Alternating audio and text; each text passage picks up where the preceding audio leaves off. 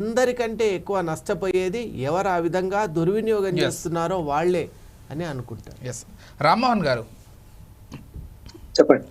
షేక్ హసీనా విషయాన్ని ఎందుకు మీరు ప్రస్తావించారు అంటే షేక్ హసీనా విషయంలో అసలు దౌత్యపరంగా భారత్ ఏ నిర్ణయం తీసుకోబోతుందని కూడా ప్రపంచవ్యాప్తంగా ప్రతి ఒక్కరు చాలా నిశ్చితంగా గమనిస్తున్నారు. ఎందుకంటే వాళ్ళు డిమాండ్ చేస్తున్నారు, వాళ్ళ సుప్రీంకోర్టు కూడా అదే చెబుతోంది. మనమేమో ఒకవైపు ప్రజాస్వామ్యబద్ధంగా మీరు ఎన్నుకోండి, ఆ తర్వాత ఆ ప్రభుత్వం ఇచ్చేటువంటి తీర్పును బట్టి మేము నడుచుకుంటామని వాళ్ళు చెప్తున్నారు, అంటే మన వాళ్ళు చెప్తున్నారు. అసలు నేపథ్యంలో షేక్ హసీనా విషయంలో భారత ప్రభుత్వం ఎటువంటి డెసిషన్ తీసుకుంటే బాగుంటుంది, ఏం జరగబోతోంది ఈ విషయంలో? ఆల్రెడీ తీసుకుంది. అంతర్జాతీయ ఒప్పందాల ప్రకారం ఒక రాజకీయ కక్షతోని ఎవరి మీద శిక్ష విధిస్తే దాన్ని మనం అంగీకరించాల్సిన అవసరం లేదు, ఆమెను అప్పగించాల్సిన అవసరం లేదు అని దాన్ని స్టికాన్ అయిన ఆ సూత్రాలు చదివాను కూడా గతంలో. నేను స్పష్టంగా చెప్తున్నాను.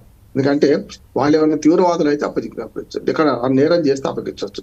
వాళ్ళు ఏమంటే రాజకీయ మన ప్రధానమంత్రిగా ఉన్నప్పుడు ఆమె నేరం చేసింది అంటున్నారు, దానికి చేయొచ్చు కదా. ఇప్పుడు ఉదాహరణకు మీరు అక్కడే ఆపుకుంటే ఎవడొద్దన్నాడు, మీరు వెళ్ళగొట్టారు కదా మీరు బహిరంగంగా, ఆమె ఇంటి మీద దాడి చేశారు. అదే ఇప్పుడు మా ఇమ్రాన్ ఖాన్ ఉన్నాడు, వాళ్ళు అక్కడ ఉంచుకున్నారు కదా, చీకటి గదిలో బంధించారు కదా, దాన్ని ఎవడు మనం కాదంటలేం కదా.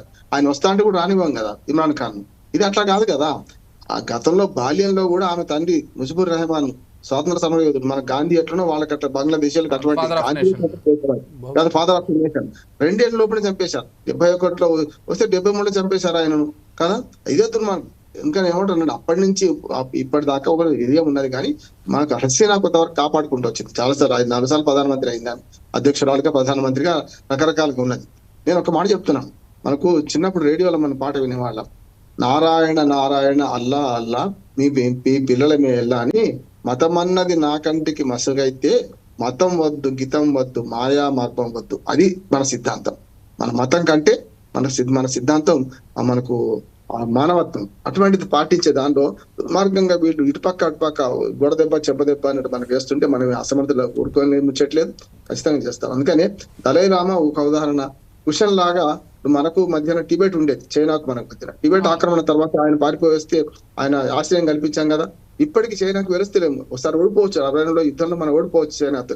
కానీ చైనా దలైలామా తెరువు వస్తలేదు. వాళ్ళు ఏం చేస్తున్నారు, దలైలామాకు ధీటుగా అక్కడ దలైలామా తయారు చేస్తా అనుకుంటే కూడా ఇప్పటికీ సాధ్యం అవుతలేదు వాళ్ళకి. అంటే వాళ్ళ పార్టీకి సంబంధించిన కమ్యూనిస్ట్ పార్టీ మన చైనా సంబంధించిన వాడిని దళాయిలాగా తయారు చేస్తున్నారు. అంటే మతం వద్దంటున్నారు కదా, మరి మతం వద్దన్న వాడు మళ్ళీ దళాయిలం ఎందుకు, వాళ్ళకి అవసరం లేదు కదా. ఆధ్యాత్మికంగా అసలు సాధ్యం కాదు కూడా అది కాదు, అది ఎవరు దాన్ని ఒప్పుతలేదు. మన దళాయిలామకే విలువ ఎక్కువ ఉన్నది, ఇక్కడ ఉన్న ఆయనకే విలువ ఎక్కువ. అందుకని ఒకనాడు దుర్మార్గంగా హిందూ మతంలో కూడా మనకు చాలా శాఖలు వచ్చినాయి విజయ్ గారు. ఉదాహరణకు ఇప్పుడు బౌద్ధం ఉందనుకోండి, హిందూ మతం నుంచి వచ్చిందే కదా. బౌద్ధం వచ్చిన దాంట్లో కూడా మీరు చూసుకుంటే మహాయానం హిందూ హీనయానం అన్న. బుద్ధుని దేవుని చేసిన వాడే మహాయానం అయిండు, బుద్ధుని దేవుడు కాదు మనిషినయ్యా మనకు మంచి చెప్పిండు వాడిని విందామన్నవాడు హీనయానం అయిండు. అంతేందుకు ఇప్పుడు మనకు మొత్తం అంతర్జాతీయ సంబంధాలు చూసుకుంటే మీరు చూస్తే ఇప్పుడు మన హిందూ మతంలోని సిక్కులు కూడా ఏం చేస్తున్నారు చూస్తున్నాం.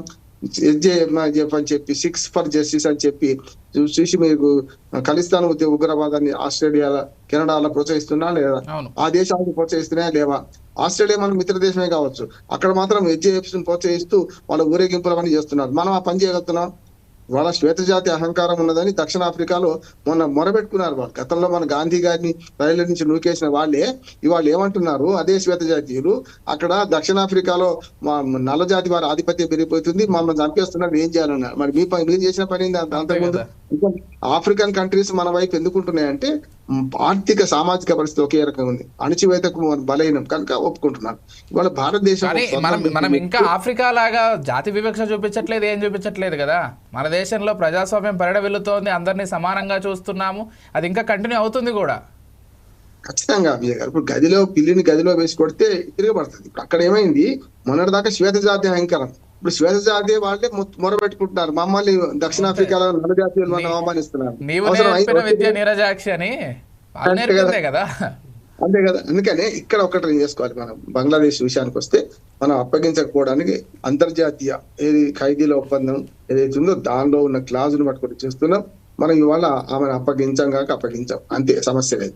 రెండోది ఏంటంటే ఇప్పుడు బంగ్లాదేశ్ చేస్తున్న పనికి మనం పరాకాష్ట చేరింది.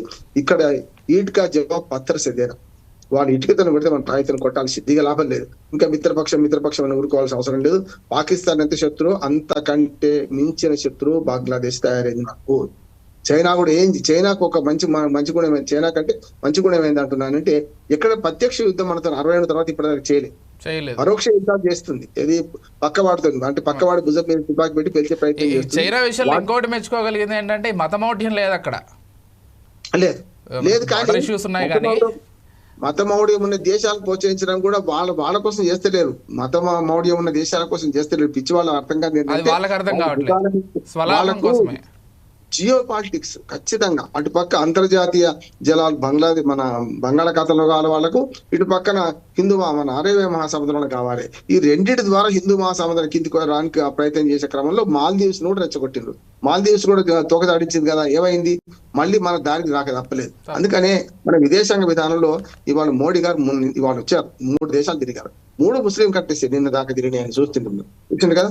అక్కడే వాళ్ళ అధికార హోదా ఇట్లా ఇచ్చారు, వాళ్ళ అత్యున్నతమైన అవార్డులు కూడా మన భారతదేశ ప్రధానికి ఇచ్చారు. కానీ ఇప్పుడు 40-45 అవార్డులు తీసుకున్నారు. ఇప్పుడు మొత్తం ప్రపంచంలో ఎక్కువ అవార్డులు తీసుకున్న ఘనత మన మోడీ గారు దక్కుతుంది.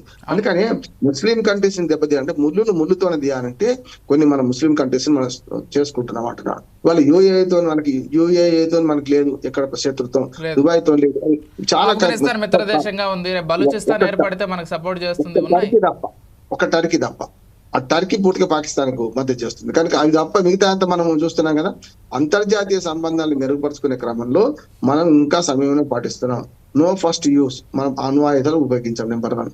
రెండోది ఎదుటి వారి సార్వభౌమత్వాన్ని కాపాడుతాం. అందుకని పంచశీల బోధించిన దేశం మన పంచశీలలు ఇవన్నీ ఉన్నాయి. అంటే ఎదుటివారి సార్వభౌమత్వాన్ని గౌరవిస్తాం, ఎదుటివారి అంతర్గత వ్యవహారాలు మనం జోక్యం చేసుకోం. 1 నిమిషం చాలు. నిజంగా చెప్పాలంటే మనం కనుక అమెరికాలకు జోక్యం చేయదలుచుకుంటే బంగ్లాదేశ్ ను నిమిషాల మీద మనం స్వాధీనించాలి, అది ప్రపంచ యుద్ధం వస్తుంది కదా. అందుకని చూడండి మీరు, చిన్న దేశాలే చైనాని తైవాన్ ఉంది, తైవాన్ మీద దాడి చేయడం సిద్ధంగా ఉంది చైనా. దానికి ప్రతిగా ఏం చేసింది, అమెరికా సహాయం చేసింది. ఇప్పుడు దాంతో ఏమైతుంది, తైవాన్ తిరుగుపోవడానికి కూడా చైనా సంశయిస్తుంది. ఎందుకంటే ఎప్పుడో స్వాధీనం చేసుకునేవాడు. అందుకే మనం ఏం చేస్తున్నాం, రష్యా మనకు అండగా ఉన్నంత కాలం మనం ఏం చేయలేరు. అమెరికాతో కూడా సత్సంబంధాలు కొనసాగిస్తూనే ఉన్నాం. మనం మొత్తం మీద మన తెలుగు ఎవరు రాకపోతే వాళ్ళ తెలుగు మనం పోతలేము. మన తెలుగు వచ్చిన వాడి పేరు ఇంకా శాంతి సామరస్యం అని ఊరుకుంటే అసమర్థత, మంచితనం అసమర్థత కావద్దు. ఎప్పుడు కూడా మంచితనంగా ఉండాలి. మంచికి చెడ్డ అన్నప్పుడు చెడ్డను ఖచ్చితంగా పరిశ్రమ చేయాల్సిందే, సమస్య లేదు. మన భారతీయ ఆత్మలో చూడండి, మీరు సంస్కృతిలో చూడండి, సాంప్రదాయాల్లో చూడండి, చరిత్రలో పురాణాలు ఇతిహాసాలు అంటాం కదా. ఇతిహాసాల్లో కురుక్షేత్ర యుద్ధం ఎందుకు జరిగింది, ఆపదాస్కుడు ఆపకపోదామా, కానీ జరగాల్సింది జరిగింది. ఇది కూడా అంతే అంటున్నారు. రాముని అంటే రామాయణము భారతం ఇతిహాసాలు అవి మనకు ఆదర్శాలు. కనుక చెడును శిక్షించడానికి శిష్ట రక్షణ దుష్ట శిక్షణ ఎప్పుడైనా చేయాల్సిందే, ఆ సిద్ధాంతం పాటించాల్సిందే. ఇంకా శశవిష ఎక్కించుకుంటూ కూర్చోవాల్సిన అవసరం లేదు. బంగ్లాదేశ్ కు మూ తోడ్కర్ జవాబ్ దేనా అంటే మనం ఖచ్చితంగా వాళ్ళు ఇటుకతో కొడుతున్నారు, మనం రాయితో కొట్టాల్సిన అవసరం అయితే ఉన్నది. భారతదేశం తన విదేశాంగ విధానాన్ని బంగ్లాదేశ్ పట్ల చేంజ్ చేసుకోవాల్సిన అవసరం అయితే వచ్చింది. ప్రజల శత్రువు కాదు మనకు, పాలకుల శత్రువు మనం ఏం చేస్తాం. అవును, మీరు అన్నట్లుగా టర్కీ దేశానికి సంబంధించి కూడా మనం వాళ్ళకు కూడా ఉచిత వ్యాక్సిన్లు ఇచ్చాము. ఈరోజు వాళ్ళ టూరిజం అంత ఉందంటే ఖచ్చితంగా భారతీయుల ప్రోత్సాహం లేకుండా అంత ఖచ్చితంగా ఉండదు. అయినప్పటికీ వాళ్ళు పాకిస్తాన్కు బహిరంగంగా మద్దతు తెలుపుతున్నారు. తుర్కిస్తాన్ ఏం చేయలేము కదా అటువంటి దేశాల విషయంలో. ఆఫ్ఘనిస్తాన్ లో చూడండి, పార్లమెంట్ భవనం మనం కట్టించాం, రహదారులు మనం ఫ్రీగా. అమెరికా చేసిన పని, చైనా రష్యా చేసిన పని, 30 ఏళ్ళు వాళ్ళు 30 ఏళ్ళు వీళ్ళు ఆఫ్ఘనిస్తాన్ లో తిష్ట వేసుకొని కూర్చున్నారు. కానీ మౌలిక వసతులు ఒకటి కనిపించలే, మనకి ఏమీ సంబంధం లేదు గట్టిగా మాట్లాడితే. కానీ మనం ఏం చేసినాం, వాళ్ళ పార్లమెంట్ భవనం పూర్తిగా ఉచితంగా మనం కట్టించినాం. అక్కడ రహదారులు మనం ఏర్పాటు చేసినాం చాలా అంటే ఫ్రీగా. ఎక్కడ కూడా మనకు భౌగోళిక ఆకాంక్ష లేదు. చూడండి, గాజా మొత్తం స్వాధీనం చేసుకునే ప్రయత్నం చేస్తుంది అమెరికా. ఉక్రెయిన్ లో మంచి ఖనిజాలు ఉన్న దగ్గర ఆక్రమణ చేసుకునే ప్రయత్నం చేస్తుంది అమెరికా. చూస్తున్నాం కదా. ఆ యుద్ధంలో ఏర్పడదాం అనుకుంటుంది. అంటే మనకి ఏమంటే షావుకారట ఊరికే వరదలో కొట్టుకుపోడట. ఈ ఆయుధ సహాయం చేసే అమెరికా అప్పిచ్చి ఆయుధ సహాయం ఎందుకు చేస్తుంది, ఆయుధాల బేహారీ కనుక అమ్ముకోండి యుద్ధాలు ఉండాలి, భౌతిక యుద్ధాలు ఉండాలి. ఇప్పుడు చైనా అయినా అమెరికా అయినా వేరే దేశాలకు సాయం చేస్తున్నాయంటే స్వలాభం లేకుండా చేసే దేశాలు అయితే అస్సలు కాదు. భారతదేశం లాగా భారతదేశం ఏది ఆశించకుండా చేస్తోంది కాబట్టి భారతదేశ పరిస్థితి ఈ విధంగా ఉంది. చుట్టూ శత్రువులు కూడా తయారవుతున్నారు. అంటే ఒక్క మాట వస్తుంది సార్, ఆకలికి అన్నము వేదనకి ఔషధం అన్నారు. ఆకలిగా అన్నం పెడితే నీకు కవరం పెట్టినామంటాడు వాడు. వేదనకు ఔషధం, వేదన లేని దగ్గర ఔషధం పెడితే కూడా తప్పే అవుతుంది. మనం 2 పనులు చేస్తున్నాం అంటున్నాను. ఎందుకంటే విజయండి చిన్నప్పుడు మా బామ్మలు వాళ్ళు చెప్పేవాళ్ళు కదా, జీడి ఎక్కడ పెడతారు, నొప్పి ఉన్న దగ్గర జీడి కాల్చి పెడితే నొప్పి తక్కువైతుంది. నొప్పి లేని దగ్గర జీడి కాల్చిపెట్టే పుండు అవుతుంది అక్కడ మనం చేసుకుంటున్నాం. ఒక్కోసారి అదే అవుతుంది. అధిక ఆదర్శానికి పోతే ఇట్లాంటివి వస్తాయి. అంటే నమాజ్ చేయకపోతే మసీదు కూలింది అనే గతంలో సామెత కదా, అదే జరుగుతుంది. నమాజ్ చేయకపోతే మసీదు కూర్చున్నారు.